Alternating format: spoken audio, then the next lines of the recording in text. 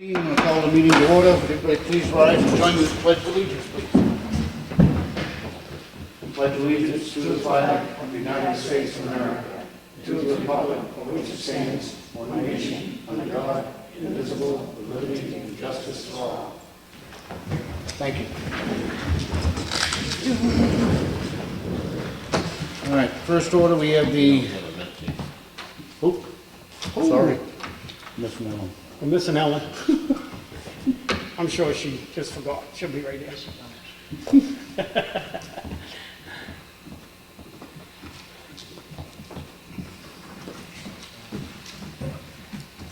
Want me to run up and remind her? No, she She's pretty good at that. I didn't recognize she wasn't there yet, or I wouldn't have started. It's all right. She's worth waiting for.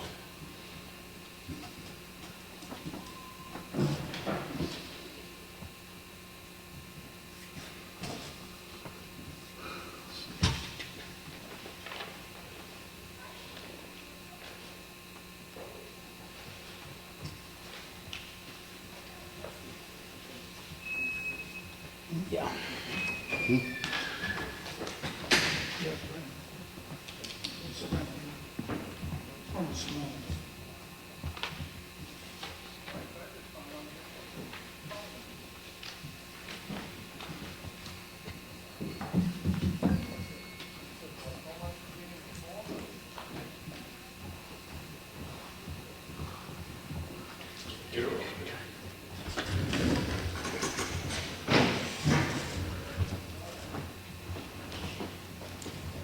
You need help?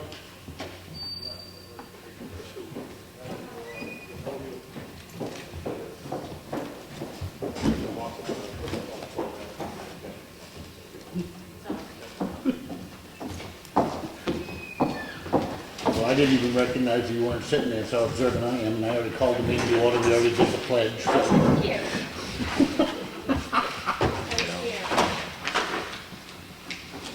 Okay.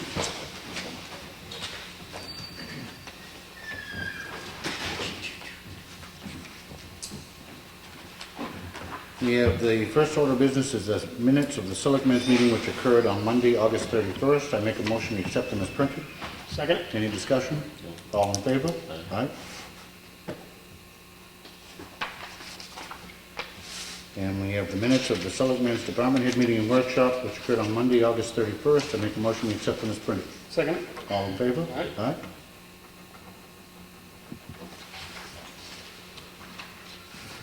We have the check voucher totals. This is for payroll week ending 9/5.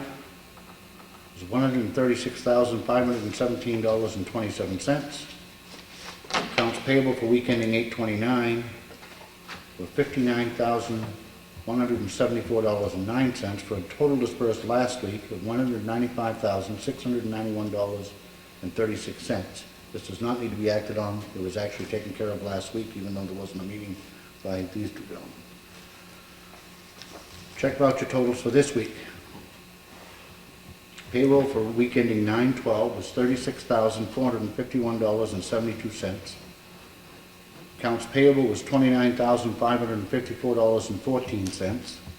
And we dispersed to the precincts $110,550 even. For a total dispersed this week of $176,555.86. I make a motion to sign. Second. All in favor? Aye. These are the batch totals. We do review each and every bill individually and initially before it gets to this stage.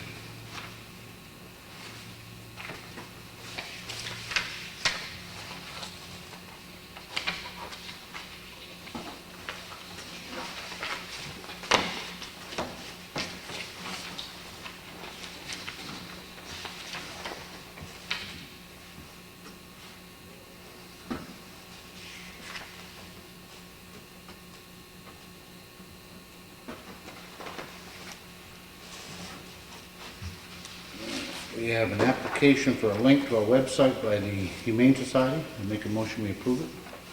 Second? All in favor? Aye. Let's see where we have to, if we have to sign on the back.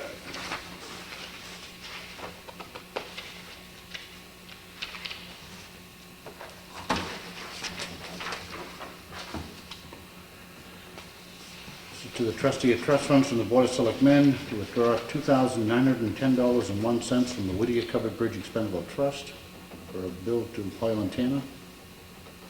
Make a motion to approve it. Second. All in favor? Aye.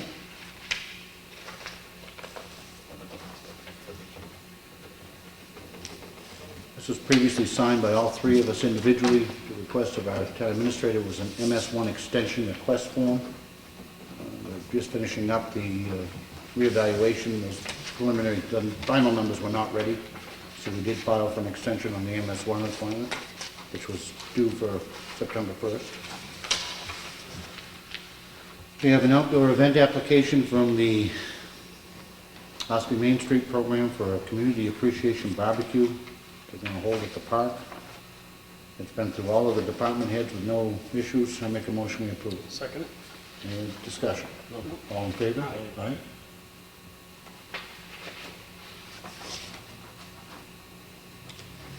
We have a memo from Brad Harriman, Board of Selectmen. It's the bids for road salt for coming winter. Received 2 quotes for supplying road salt. One being from Granite State Minerals for $58.85 a ton. The other from Morton Salt for $62.09 a ton. Granite State Minerals offers us the same bid that gives the state bid. Been a supplier for the past several years. Been no issues with them, Brad? Oh, they've been great to work with. I make a motion that we contract with Granite State Minerals at the price of $58.85 a ton. Second. Any discussion? All in favor? Aye. Aye.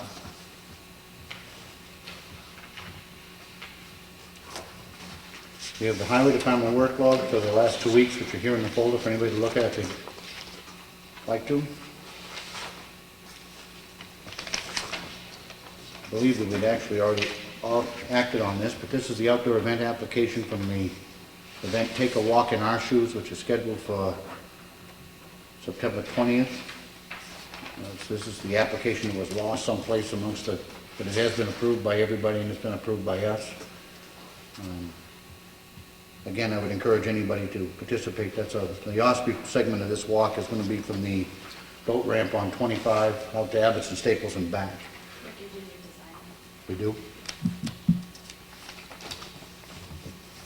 This is one that we approved the last Yeah, two. you approved it, but Okay? I'll make a motion we sign it. Second. All in favor? Aye.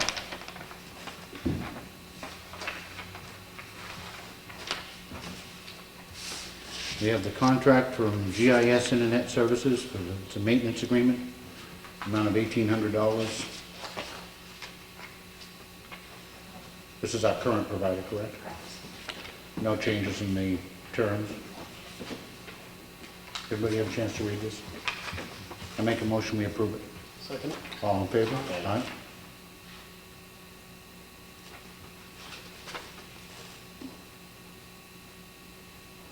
With 2 copies. We have, just by way of information, it's on file with the town clerk, it's a copy of, for application and construction, new or substantially modified underground storage tanks. This is as part of the new Ossipee Circle K Irving. It's here for anybody to look at if they'd like. We have an application, this is to the New Hampshire Department of Revenue Administration. It's an application for reimbursement to towns and cities in which federal and state forest land is situated. This is a form that we submit to them where they give us some payment in lieu of taxes. Make a motion we sign it. Second. Any discussion? No. All in favor? Aye. Aye.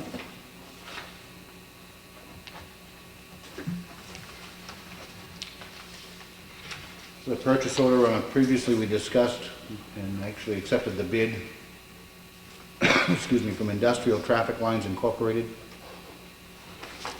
The amount of $8,625 to do approximately 115,000 feet of double yellow line painting. Make a motion we approve it. Second. All in favor? Aye. Aye.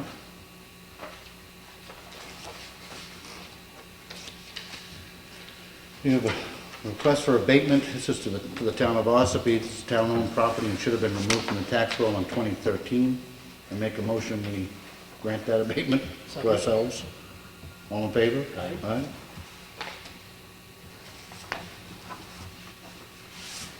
We have a request for abatement. This is from Thomas and Beverly Jensen, 70 Deer Cove Road. The original assessment was $367,900. The revised assessment is $343,300, for a difference of $24,600. Our assessor recommends we grant this abatement. The property is currently listed for sale, been on the market for 88 days, and listed for $325,000. Based on the preliminary value of the 2015 reevaluation, the new market value is indicated to be $343,300. I make a motion we approve. Second it. All in favor? Aye. Aye.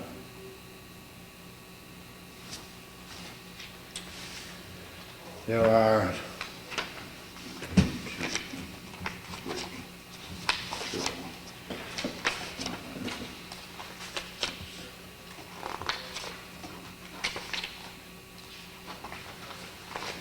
a total of 9 requests for abatement. These are all from the Ossipee Bluffs Association, and the reason I'm going to read the explanations for all of them. These are for common lands. Taxpayers filed, the Bluffs Association filed an appeal. They believe that the common land has no value due to the fact that it is owned in common, and no decisions regarding the land can be made without a vote of the shareholders. So it's their position that there is therefore no value to that. Our assessor has reached out to the association and informed them that according to New Hampshire law, RSA 75(1), all property, unless otherwise provided for in statute, shall be valued at its market value. Also advised that they could submit an appeal, could submit an appraisal to support an opinion of market value. So in all of these cases,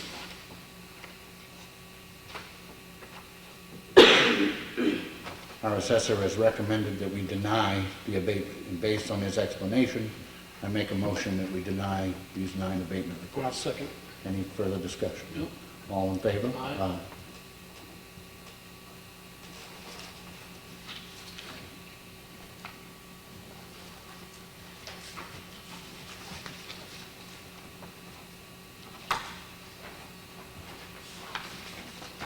It may seem like we breezed through a lot of this, but we all had the opportunity to read all of this stuff before the meeting, so.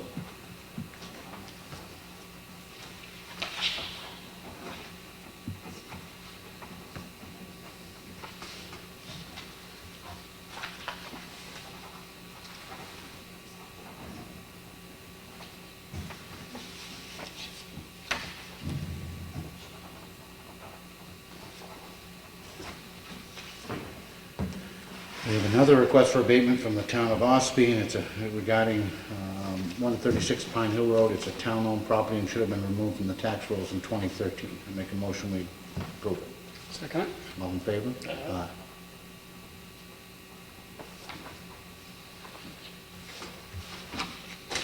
We have basically a request for an administrative abatement. This is one that we had discussed and brought to our attention by our tax collector during one of our workshops. The taxpayer requests an abatement of a $25 administrative fee that was assessed to his account when his tax payment submitted to the tax kiosk was rejected by his financial institution due to a clerical error he made. He did pay the overdraft fee, et cetera, but I believe we are in agreement that we would, on this one-time basis, abate the administrative fee which we tacked on top. And with that, I make a motion we approve it. Second. Any other discussion? All in favor? Aye.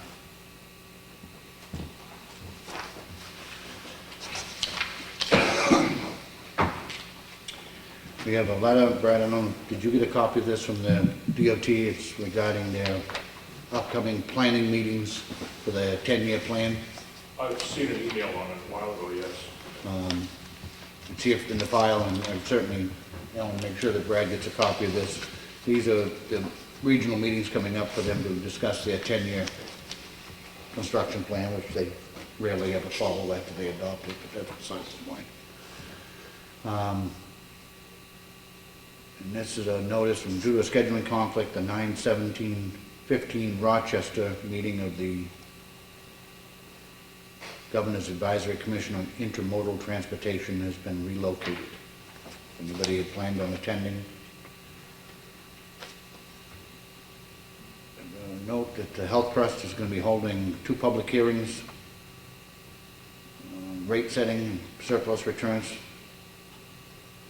The first one is on September 29th in Concord. The next one is October 1st at Plymouth. We have the cash log from the incinerator showing that we collected $3,632 month of August. And we have a notice from the Governor's Council, which we get every month, showing all the different actions of the Governor's Council, which is here for anybody to look at if they would like. It's a couple of the items that we've been working on extensively in workshops. The first is a Town of Ossipee fund balance policy. It's again something that was picked up by our auditors as something that we should have for a town policy regarding the fund balances and what we intend to keep. And the most pertinent part of this is that the unassigned fund balance, commonly referred to as surplus, in our policy, the board will maintain an appropriate level of unassigned fund balance following the guidelines established by the New Hampshire Government Finance Officers Association, which are as follows. And it recommends 5 to 15% of the regular general fund operating revenues, or 8 to 17% of regular general fund operating expenditures. Ours currently is, I think, we decided about 9%. So we're in the ballpark of where we should be. And with that, I make a motion that we adopt this policy. I'll second it. Any other discussion? No. All in favor? Aye. Aye.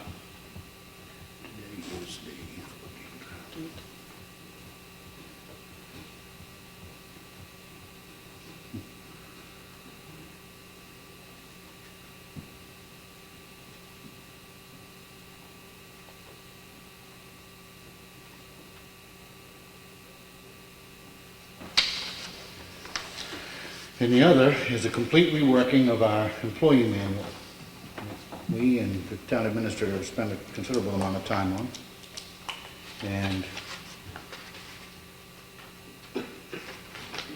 I make a motion that we adopt the Town of Ossipee employee manual as prepared. Second. Any other discussion? All in favor? Aye.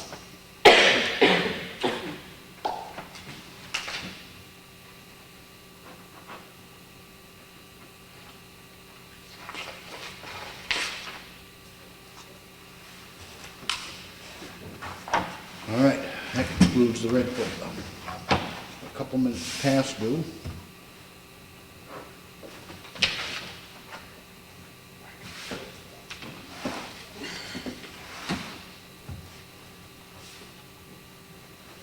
$4:30, we had Denny, they do schedule for 4:30. Okay. Procedure here, anyway. Well, let me fill in the blanks and tell you what we've done already this evening, or earlier today, and maybe that'll answer some of your concerns. Mr. Legendre and his neighbor, I'm sorry, I can't remember your name. Frank. He had submitted a complaint about a property which is currently holding a building permit on Doors Corner Road. We met with our zoning officer extensively earlier this afternoon on a bunch of issues, but this one probably took about as much time as anything. The property in question was issued a building permit last August. That building permit has now expired and is null and void. He has the ability to apply for another building permit, which he has not yet done. If he does that, we'll back up, if he doesn't do that, we have instructed the zoning officer to come back to us next Monday afternoon with additional information. He's already consulted with the town attorney. We want to give that gentleman a prescribed period of time by which he has to either reapply for the permit or take that stuff off the property. I don't want to give you the time frame on that yet because we would like 10 days. We may be required by law to give him 30 days. That's what the town attorney is going to be asked. If he does reapply for a building permit, we have instructed the zoning officer that he will have to reach very explicit milestones, because I don't want to be sitting here a year from now, as we are now, or a year later from last year, with nothing having happened. It's not acceptable. So we've asked that if he is eligible for building permit, there's a couple of things that have to happen. One, it has to be proven that that's a HUD-approved manufactured housing. That has to be proven in order for him to get another building permit. Presuming for a moment that that is, then there will be very specific milestones built into that permit that he will have to meet in order for that permit to remain valid. Things such as hooking into the water and sewer and all of the Let other. me ask you a question. Absolutely. Why don't you know right now, well, let's say a year ago, why wasn't that looked at to see if that was HUD approved? I asked that question, I and was told it was. I was Well- told by the zoning officer that the plate was there. He doesn't know that now. How did that happen? I don't know, but I can tell you that I asked that question. But I'm also told that if it was produced after 1976, then it is HUD approved. So, while I understand your concern, I don't know if anybody is alleging that this was made prior to 1976. I think it's likely that it probably will meet the HUD approval. That's. I don't have a problem with that. I You were understand there. that. But why tell somebody that you know that it is without having proof of it? That's a different issue of certainly of concern, but I'm not here to badmouth anybody, yep. but I want to get to the bottom of this issue because something's broken. Okay? I went to a zoning meeting. I was impressed with the way it was handled. I was impressed with the people there because they're just ordinary citizens doing a job that has to be done. And I thought the meeting was well run. I think everybody was very knowledgeable of what was going on. I probably would have to say the same thing about the planning board. I haven't been to one yet.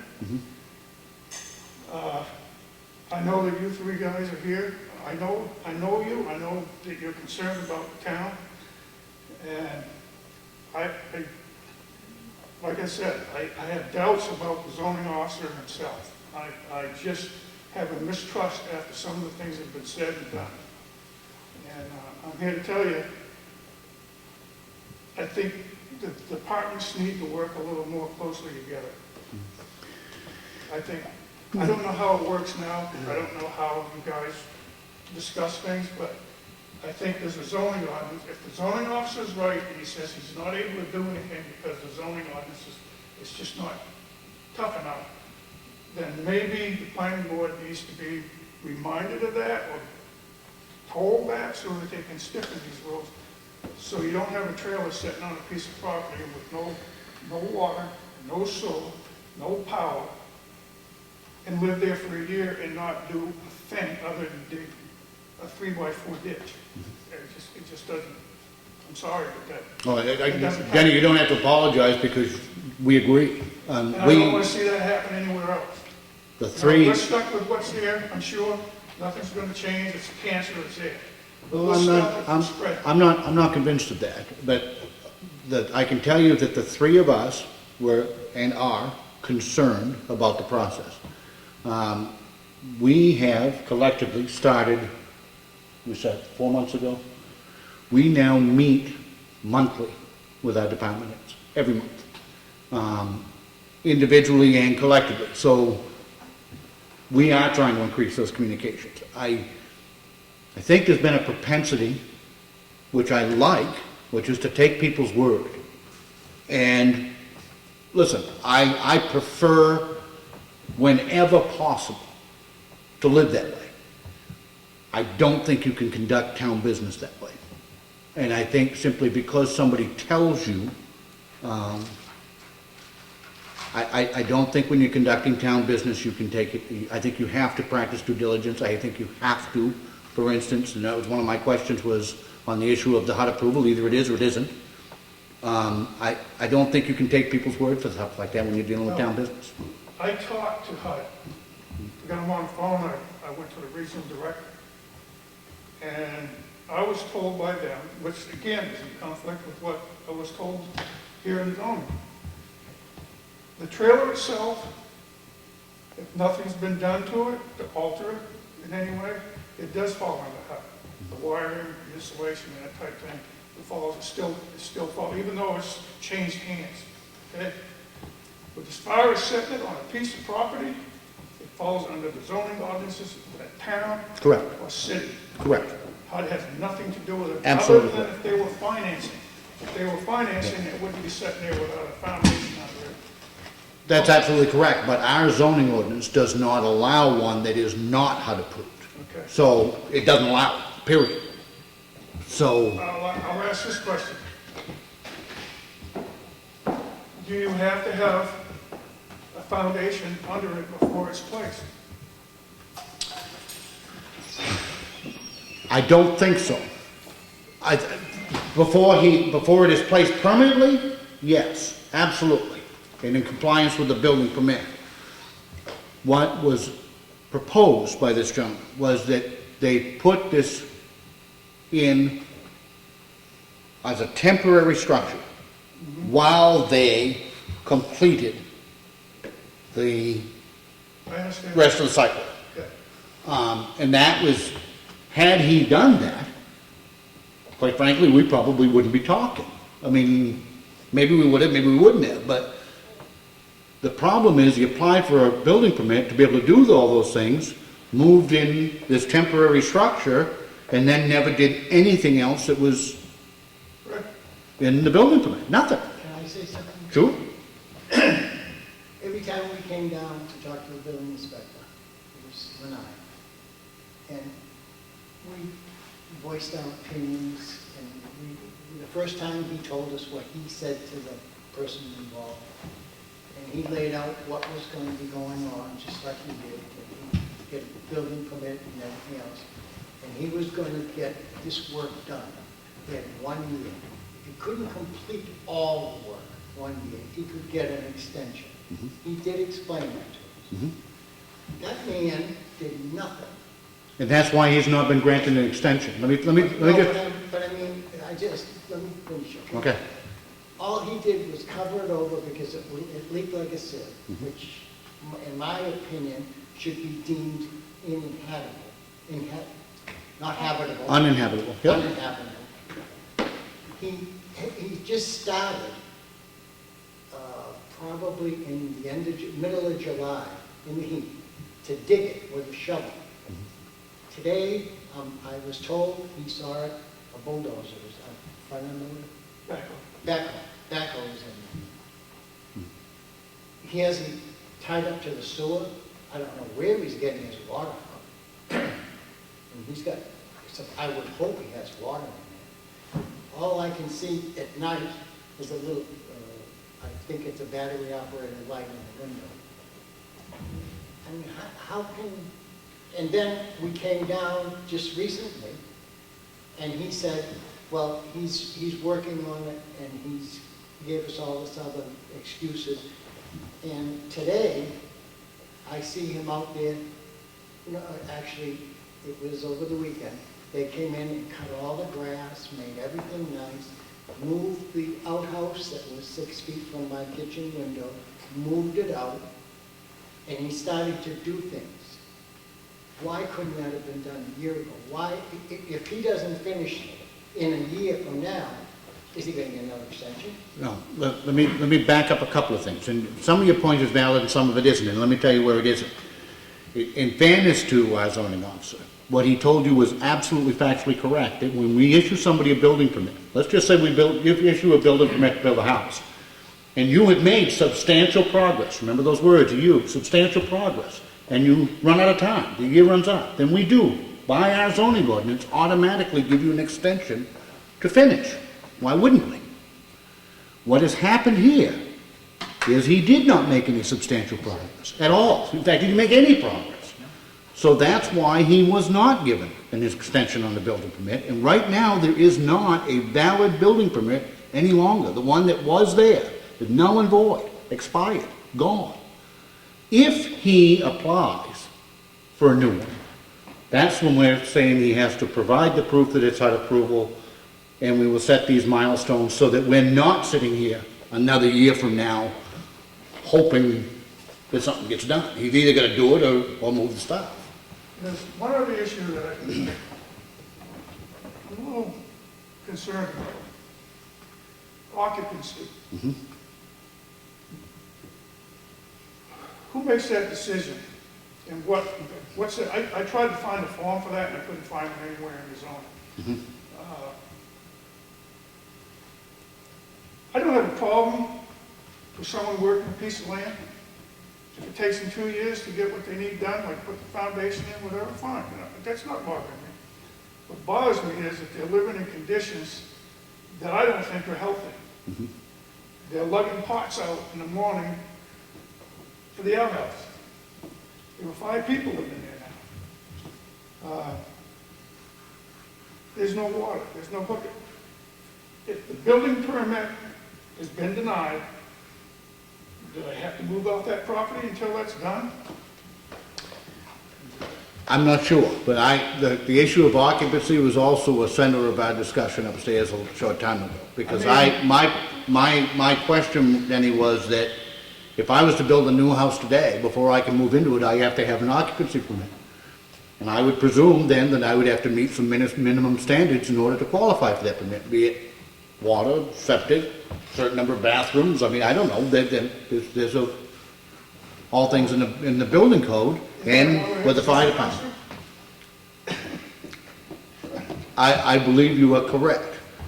Okay. My question, which we are now posing to the town attorney, is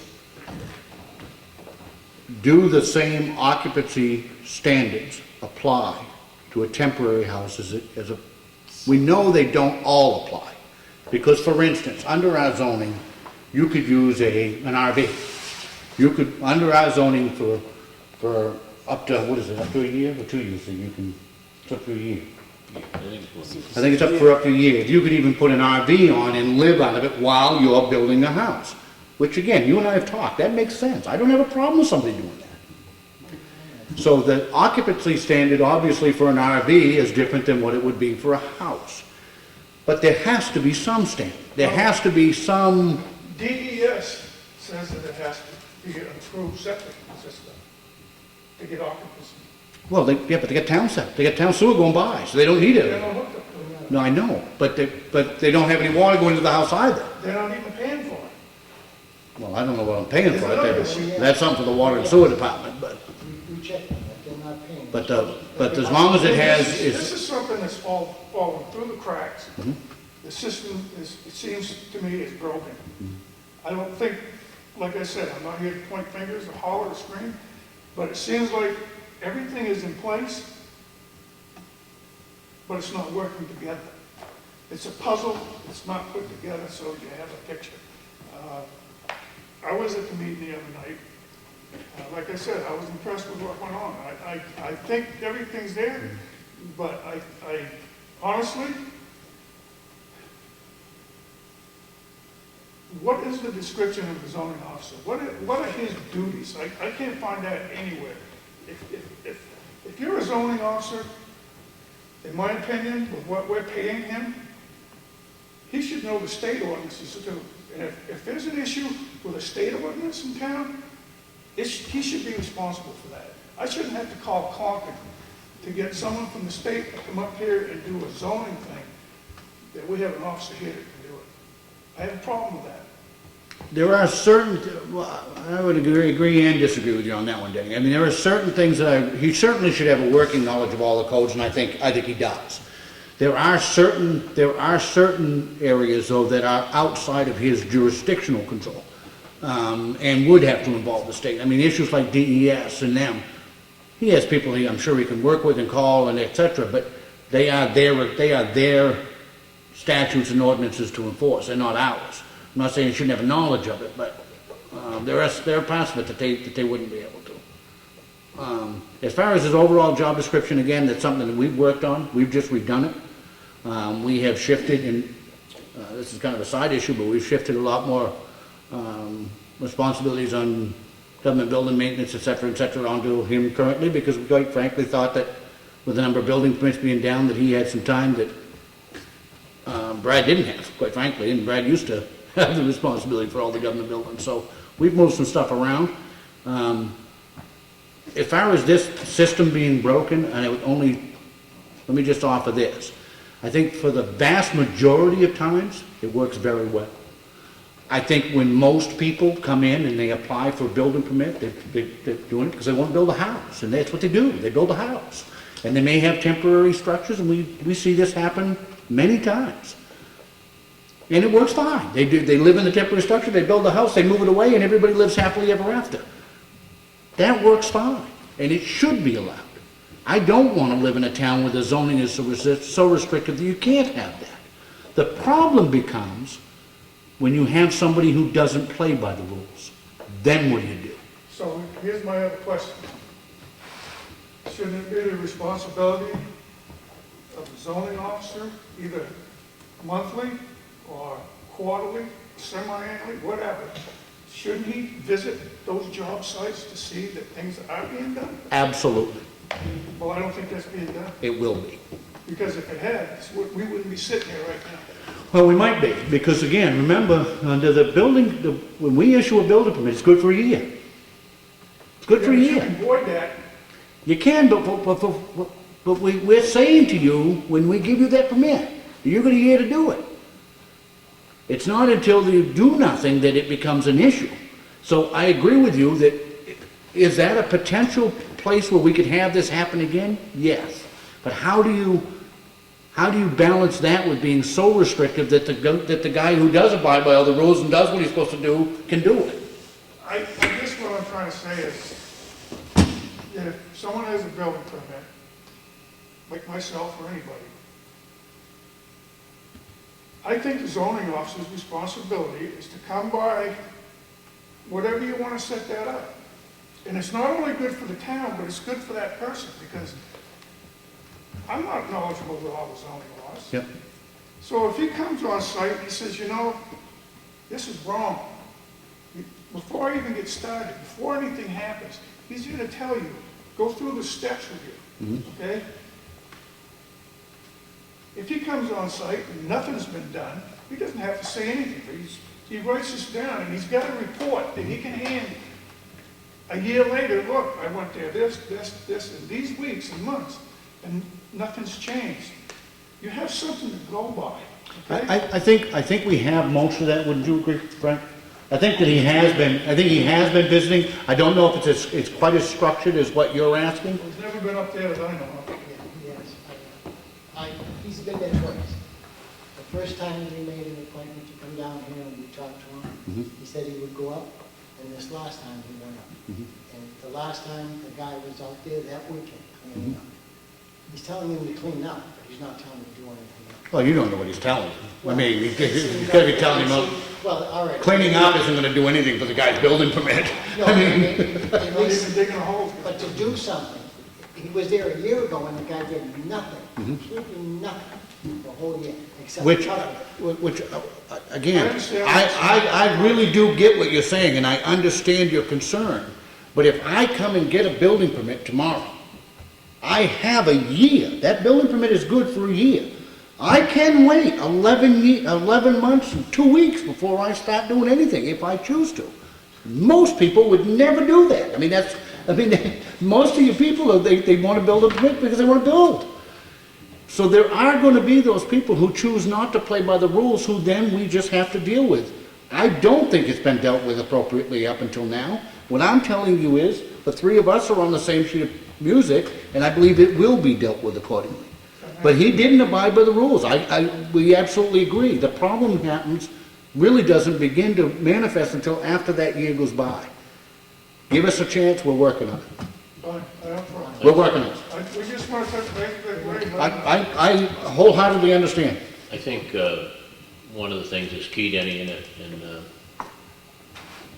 unfortunately, I think there's been quite a few mistakes made in a lot of areas that affect this property, and probably could be even more. I think with what we have in our sites now, and I'd like to ask you folks to stay with us. In other words, come in to see us as selectmen and let us know if this isn't going the way it ought to be going. If you're unhappy with what's happening in the zoning world, please come forward with it. I think with the handle that we're looking at right now and the approach we want to take on this is one of our priorities at the moment, and I don't intend to let go of it. But we do need, communication is key, and we do need to hear from you folks too, and work with you to make sure we It's can as clean much this our up. responsibility as it is anybody else's. I understand that. I am gonna be more involved. We're the only two on the street.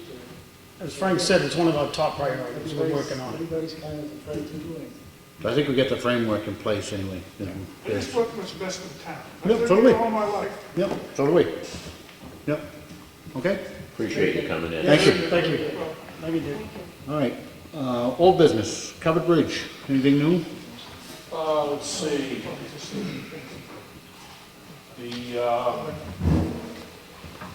Everything's in place with the change order. Thanks for coming. Everything's in place with the change order up there now. Yep. I did receive an invoice right before I left on vacation last week, and it got approved by Oil Tanner, I think Thursday or Friday this past week was in my email when I got in this morning, so I'm in the process of processing that. So that tells me that that insurance issue that we thought we had, something like this being is taken care of. They have the policy to play the builder's risk policy that Good. we had the issue with. Yep. Things are gonna expire, all that stuff has been resolved, it is in place and stuff, so. Have you had a chance to explore the finances yet? How we? I haven't yet, I should be off last week, that's one of our top priorities this week All right. here, to sit down, make sure we're sitting, We're all right. book end of it and Yep, stuff, so. okay. we should be all set. And the masonry repairs at the library? He was going slower, I talked to Jay today, 2 weeks ago, he did move some staging in down there, to go in on the copper returns, and then today when I talked to him, he said he was expecting to get a metal brake to do all the bending of the copper and stuff, couldn't get it last week, he's coming in this week, so he's gonna have it this week. We need to get him moving on that, Brad. So, All over. He's starting to drag his feet a little. Yeah. All right, tree removal, we got the one in West Ossipee, anything more on these? I haven't heard from anybody yet on the one up here at Mill Pond. I'll pursue that again this week. I'll Okay. come back here, get someone lined up to get that one down. And we've added the highway garage to our running list. I've got some emails, while I was gone again last week. I had a meeting last week ago Thursday with Bowen, and the engineer they brought up to look at how to attach two structures together. That's been one of the issues on the roof load, the snow load on the roof. Yep. Because you've got a higher roof, you're gonna have a drifting problem, and the older roof is pretty lower, not set up for that kind of snow load. So they've come up with a design that looks good, as far as the layout goes, stuff like that. We have to readjust where the bay is inside that same footprint. We just shifted it over, readjusted the roof lines, to make it all work as far as our height goes for where the lift is gonna be and Yep. stuff. So I emailed them that today, said that looked good, proceed with that. So I expect by the end of this week to have their proposal to do all the engineering work. So I said we need to get that, so you guys can review it. Yep. And if it looks good and stuff, then they'll proceed to get the engineering all done, so it's all ready to go for spring and stuff. And at that point, then they'll be able to work on a bunch of numbers. Once we know what the building will be, we'll get the budget numbers together for us, well before, get our budgets going here Okay. this fall. Good, Wade. It's coming. That's all right, okay. Fuel bids, did we get any? Two. Oh, Program. okay. Do you have anything else under old business? I don't. Frank? Ellen? Anything? No?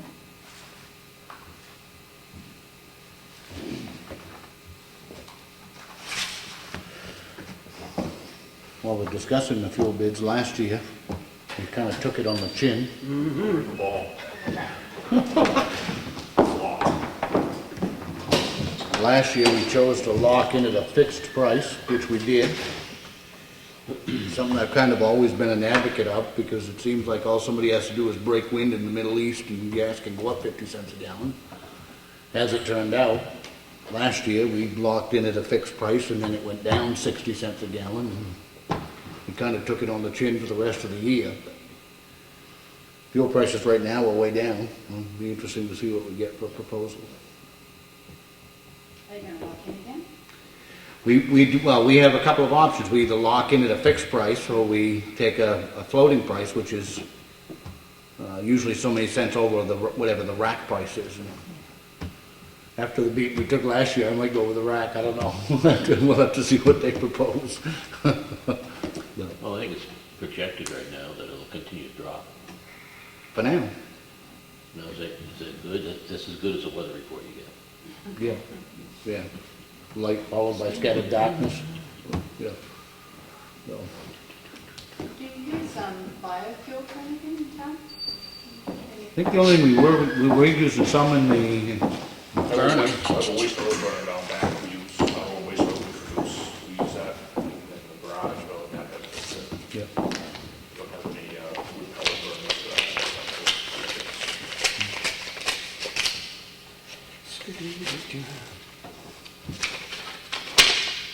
All right, first fuel bid. This is from Jesse Lyman. It has fixed price program, number 2 heating oil at $197.9 per gallon. Diesel summer blend at $2.05 a gallon. Diesel winter blend at $2.29 a gallon. And regular unleaded gasoline at $1.94 a gallon. Those are the fixed price. The rack program, which is a daily market price plus a fixed margin, no price protection. Currently, number 2 heating oil would be at $179.9, diesel at $187, and regular unleaded at $182.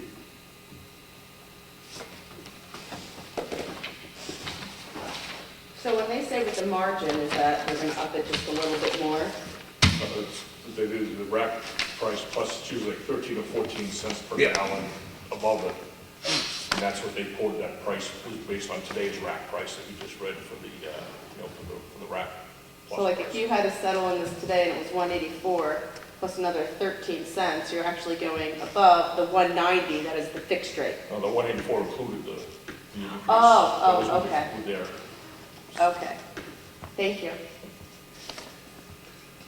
The second one is from C.N. Brown, and it's a different kind of bid. They've done this once before, but it's something that's worth looking into. It says C.N. Brown would like to offer as an alternative to their bid prices of 33 cents over rack for your estimated use of 14,500 gallons of unleaded gasoline, the option of a Citgo fleet card to be used at the Big Ossipee Big Apple store. Citgo offers a discount based on your monthly volume ranging from 1 cent to 5 cents off the pump price, and C.N. Brown would be willing to offer a consistent discount of 6 cents per gallon on each gallon off our retail pump price in addition to Citgo's discount. And the cards can be set up as tax exempt. Size of your current tank and the number of deliveries needed to keep you supplied drives up the cents per gallon to deliver. The Citgo fleet card offers several advantages to customers such as detailed driver and mileage reports, etc., etc. So that is here for, I'm going to suggest that we give those to Brad to look at them and bring them back to us with a recommendation. It is something that they proposed before, and it might be something, to be honest with you, to be willing to be looked at for the gasoline. I don't think it would work as well for the diesel. But It'd be tough, especially in the wintertime when the trucks plow from here up to West Ossipee, have to turn to go down there to fuel up and go in the morning. correct, and that's why I'm saying it may work, it actually may work for the police cruisers, which are out doing wherever anyway, but I don't know that it would work for the diesel, but anyway. All right, Brad, did you have anything else you needed to bring to us? For old or new business? No, no. Okay. Public input, anybody? Ron? Just a quick question. A while back, I asked about a property on the lake at 44 Danville Road. Any update? Couple of things. The zoning officer has gone out and looked at it. It's posted no trespassing, so in order to get physically on the property, we need to get a warrant. We've consulted with the town attorney about doing that. Okay. We've reached out to DES for whether or not they were concerned on the lakeside, and they're not.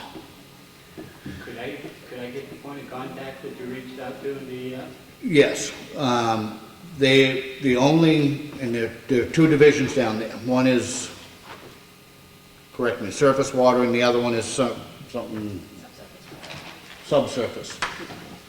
One didn't have any interest, the other may because of potential fuel tanks. So, I can almost guarantee you that they will, should that structure go into a lake.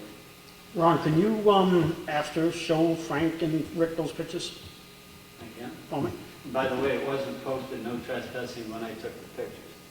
okay. And there's a lot more than structural liabilities involved with it. I'll show you Okay. after the meeting. Super. All right. Anybody else under public input? Yes? I was curious about your employee manual that you've rewritten. You've had one in the past? Oh, yes. Yeah. And how long since it's been updated? Last one was updated in 2013. We picked up quite a few of these recommendations, again, were recommendations that came out of our audit. Because the audit, in addition to looking at just your financial controls, looks at all of your employee policies in areas where they think you may have liability exposure, et cetera. So they made a bunch of recommendations that we have adopted, as well as we have, any employee policy should be somewhat of a living document and changed as needs arise. Things that are in there now, such as use of the internet and et cetera, weren't an issue 20 years ago, but they are now. So it's been updated, and it's will need to be continually updated. The problem is, I think sometimes it doesn't get looked at, frequent enough. Which is my next question. How do you bring staff together and go over it with them individually, or how's it presented to them? Well, we've worked on it for quite some period of time, and then we put it out to 3 of our department heads to give them an opportunity to look through it and comment back with anything that they thought we might need to change or otherwise, and once we got those comments back, then we've adopted it. Now that it has been formally adopted by us tonight, then it will be disseminated to all of the department heads, who are then responsible for disseminating it to all the employees and making sure that they understand it. You mentioned tonight when you were talking about the zoning officer and Brad's work that there's been a slight shift in job description between those. There have. Yep. Any other positions that have shifted? Well, it's all part of I think, trying to continually evaluate efficiency. I mean, the reason we created the floater position last year, and we took a full-time position away from the incinerator, was we felt that, one, that we couldn't justify having that employee over there 40 hours a week, but there was a need between the highway department and rec department and the incinerator for that person to be able to float.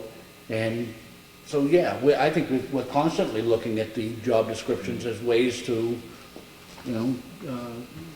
get greater efficiency. I don't say it just because Brad's sitting here, but I think most times we have his plate pretty full. So when we looked at areas where we thought we could relieve some of it off in him, because we're asking him to pick up other stuff, and potentially, if there's a change in the water system, maybe picking up a lot more, we needed to look at ways that we can relieve some of what he is currently doing. One of the areas was in the area of government buildings and government building maintenance. We felt that was an area where our zoning officer does and has some expertise and has the ability and the time in order to do it. So we took that responsibility from Brad and gave it to him. So I would expect that, I don't know of any others that we have planned right off, but those are evaluations that will continue to be ongoing.